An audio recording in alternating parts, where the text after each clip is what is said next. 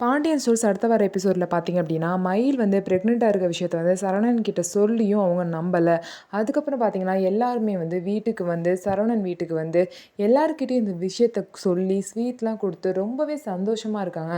சரவணன் வந்தோன்னே சரவணன் கிட்டே இந்த விஷயத்த சொல்கிறாங்க. ஆனால் சரவணன் எல்லாரும் முன்னாடியும் சந்தோஷமாக இருக்க மாதிரி நடிச்சுட்டு ரூம்குள்ளே போயிட்டாரு. அங்கே பார்த்தீங்கன்னா, மயிலும் போயிட்டு இந்த விஷயத்த சொல்கிறாங்க. ஏன் நீ வந்து என்கிட்ட பொய் தானே சொல்கிற மயிலு, இந்த விஷயத்தில் கூட நீங்கள் பொய் தானே சொல்கிறீங்க, எங்கே வந்து அவங்க கூட பேசாமல் போயிடுவேனா, இந்த வீட்டுக்கு வர முடியாது அப்படின்னு நினச்சி நீ பொய் சொல்கிறியான்னு சொல்லிட்டு மயில் கிட்ட கேட்கவும், இந்த விஷயத்தில் போய் நான் பொய் சொல்வேனாமாம்மா, அது ஒரு புருஷன் கிட்ட போய் ஒரு பொண்டாட்டி இந்த விஷயத்தில் போய் யாராவது பொய் சொல்லுவாங்களா அப்படின்னு சொல்லிட்டு மயில் ரொம்பவே அலறாங்க. அதுக்கப்புறம் அந்த ப்ரெக்னென்சி டெஸ்டிங் கிட்ட எடுத்து காட்டுறாங்க. பாருங்கள் 2 கோடு இருக்குன்னு சொல்லி காட்டியுமே பார்த்தீங்கன்னா, இது அவங்களா போட்ட கோடாக இருக்குமோன்னு சொல்லிட்டு சரவணன் வந்து டவுட் பண்ணி அந்த கோடை அழிச்செல்லாம் பார்க்குறாரு. இதனால மயில் வந்து ரொம்பவே அலறாங்க. இதுக்கப்புறம் பார்த்தீங்கன்னா, சரவணன் வந்து சரி நான் நம்புறேன்னு சொல்லிட்டு மயில் கிட்ட வராங்க.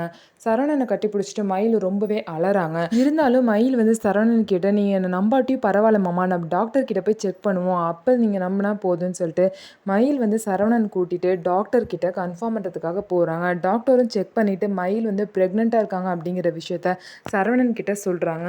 சரவணன் பார்த்தீங்கன்னா இதை கேட்டோன்னே ரொம்பவே சந்தோஷப்படுறாங்க. இப்போ தான் எனக்கு உயிரே வருது மயில், நீ எத்தனை பொய் சொல்லியிருந்தாலும் குழந்தை அப்படிங்கிறப்போ நமக்குன்னு ஒரு உயிர் வந்து இந்த உலகத்துக்கு வருது அப்படிங்கிறப்ப எனக்கு எல்லாத்தையும் மறந்து சந்தோஷப்பட தான் தோணுது. இருந்தாலும் நீ சொன்ன பொய்யெல்லாம் ஒரு ஓரமாக என் மனசில் வந்து குத்திக்கிட்டே தான் இருக்குது அப்படின்னு சொல்லிட்டு சரவணன் வந்து சொல்கிறாரு. என்னை மன்னிச்சிருங்க மாமா, இனிமேல் என் வாழ்க்கையில் ஒரு பொய் கூட சொல்ல மாட்டேன் அப்படின்னு சொல்லிட்டு மயில் வந்து சொல்கிறாங்க. மயில் சொல்கிறப்பே பார்த்தீங்கன்னா அவங்க மைண்டில் ஐயோ நகை விஷயம்னு மாமாவுக்கு தெரியாதே, அது தெரிஞ்சால் என்ன பிரச்சனை ஆகுமோன்னு சொல்லிட்டு அந்த பயமும் இருக்குது.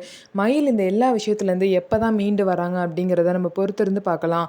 நம்ம வீடியோ உங்களுக்கு பிடிச்சிருந்தா நம்ம வீடியோவை லைக் பண்ணிக்கோங்க.